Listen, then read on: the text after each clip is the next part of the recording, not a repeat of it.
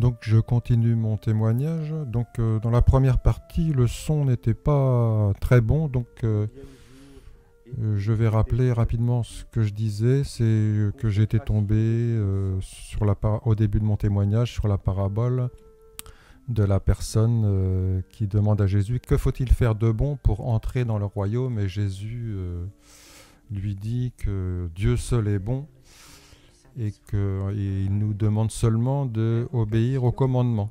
La conclusion, c'est qu'en fait, on ne va pas au paradis parce qu'on est bon, mais parce qu'on obéit à Dieu. Voilà. Et aussi que, donc, dans mon cas, moi, la Vierge m'a demandé de sacrifier un appartement où j'habitais, que j'étais propriétaire, pour un prix pas très cher. Elle ne voulait pas que je le vende très cher. Et donc 75 000 €. Et donc j'ai déménagé et j'ai été campé. Et donc, comme par miracle, s'est présenté à moi l'occasion d'acheter 2 petites maisons. Et en fait, quand je me suis renseigné sur le tarif, c'était exactement le même tarif que l'appartement, 75 000 € avec 2 petites maisons, et dont une était louée. Et donc ça faisait que j'étais libéré pour m'occuper de mon frère. Voilà. Alors je peux dire aussi qu'en même temps, à ce moment-là, je faisais des prières à la Vierge qui défait les nœuds. Voilà. Et en fait, c'est vraiment un nœud qui a été dénoué. Alors, voilà, en même temps que le chapelet de Medjugorje. Il n'y a pas que la Vierge de Medjugorje, il y a plusieurs vierges qui m'ont aidé. Voilà, mais enfin, c'est toujours la Vierge. Donc si vous voulez écouter le témoignage complet, vous pouvez l'écouter, mais bon, il faut l'écouter sur un appareil où le son est fort. Voilà, c'était la première partie du témoignage. Donc ça s'est passé en 2003, mais avant cela, j'étais quelqu'un qui cherchait à diffuser le message de la Vierge de Medjugorje. Et donc c'était dans les années 2000. Et c'est vrai qu'il y avait un blocage, j'arrivais jamais ça fonctionnait jamais. Bon, je ne sais pas comment que ça se passe, mais alors, donc ça ne fonctionnait pas. Et en fait, ça a été le déclencheur. Tout de suite, dès que j'ai vendu mon appartement et que tout ça s'est passé, tout de suite après, j'ai reçu le nom Virgo Aziz, par exemple. C'est venu tout de suite après. Et donc, en fait, la Vierge a permis que je diffuse son message seulement à partir du moment où j'ai fait ce sacrifice-là. Rien ne s'est déclenché avant. Donc, en bas d'où j'habite, il y a un petit ruisseau. Et si je le suis en vélo, j'arrive à la mer en 15 minutes à peu près. Et je peux aller à la messe tous les jours. J'ai 10 minutes de marche à pied à faire pour aller à la messe. Donc, gloire à Dieu. Alors, ce qui est important de comprendre dans tout ça, c'est parce que si j'ai pu faire cela, c'est parce que j'ai cru dans les apparitions de Medjugorje.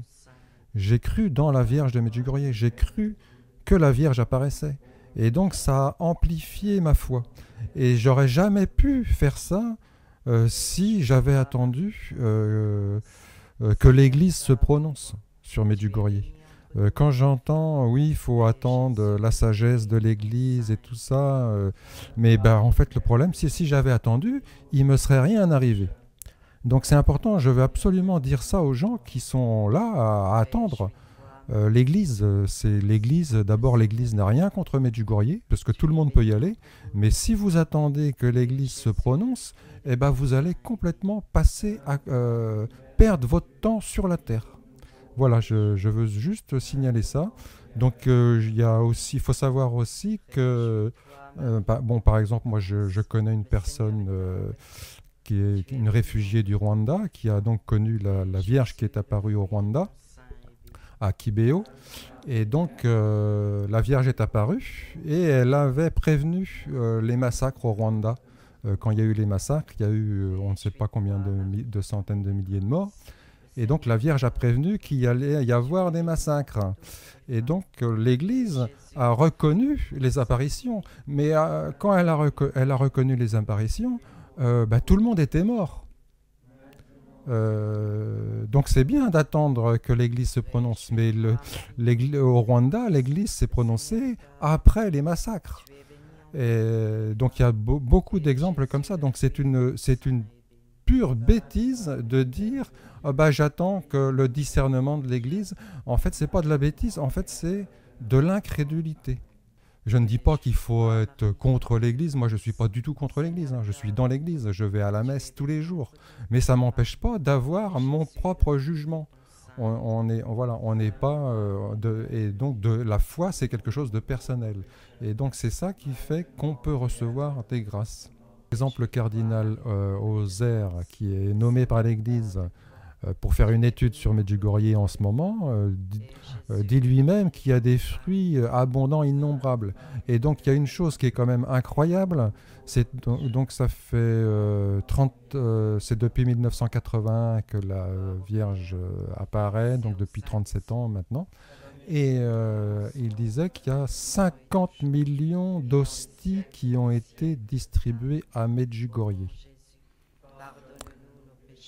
Alors, je pense quand même que celui qui dit bah moi j'attends que l'Église fasse un discernement, se prononce sur les apparitions de Medjugorje, et alors qu'il y a 50 millions d'hosties qui ont été distribuées par des prêtres, mais c'est par qui ont-elles été distribuées ces hosties-là? Elles ont été distribuées par des prêtres catholiques qui n'ont pas attendu le discernement de l'Église. Donc je voulais ajouter que YouTube fonctionne d'une façon particulière, et si vous êtes abonné mais sans avoir cliqué sur la petite cloche pour recevoir les notifications, vous risquez de ne pas voir le message quand il sort. Et aussi que YouTube se sert des pouces en l'air en bas à droite des vidéos pour le référencement, et si vous cliquez dessus, vous ferez une œuvre d'évangélisation. Voilà, je vous remercie. Alors, ouvrez-vous au plan de Dieu et à ses desseins, afin de pouvoir collaborer avec lui à la paix et au bien. N'oubliez pas que votre vie ne vous appartient pas, mais que c'est un don de Dieu, à travers lequel vous devez donner la joie aux autres et les guider vers la vie éternelle. Chers enfants, que la tendresse de mon petit Jésus vous accompagne toujours. Merci d'avoir répondu à mon appel.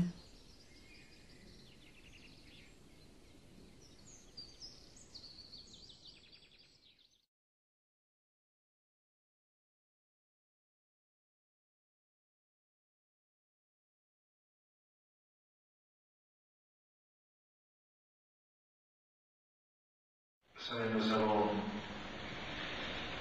commencé déjà à visiter 19e année des apparitions. Nous sommes chez la Vierge, vraiment des étudiants de l'université. Il faut faire la décision de commencer à prier, et on verra, cette force viendra, ça va donner. Et aussi la joie, force et la joie. Mais il faut comprendre cette joie dans le sens de l'évangile. La joie de l'évangile n'exprime pas de l'âme, hein? La souffrance, la croix. Alors c'est la force, c'est la joie dans le sens de l'évangile, mais pour avoir cette joie, il faut absolument croire la vie éternelle, la vie où le Seigneur nous a promis la vie serait donnée. Le sage de Maï, il nous a dit, pour cela je suis avec vous, à vous enseigner et vous rapprocher de Dieu, d'amour de Dieu.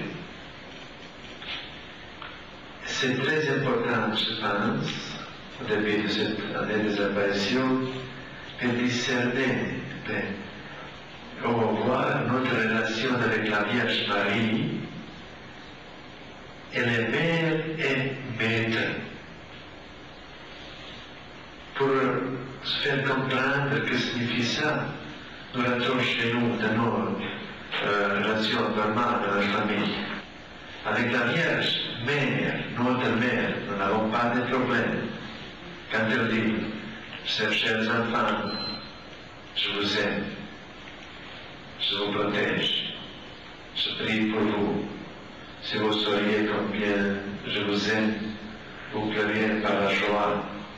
Je prie sans cesse pour vous. Je vous bénis avec ma bénédiction spéciale, maternelle, la bénédiction de la paix. Aucun problème. Et les pèlerins cherchent d'abord la mère.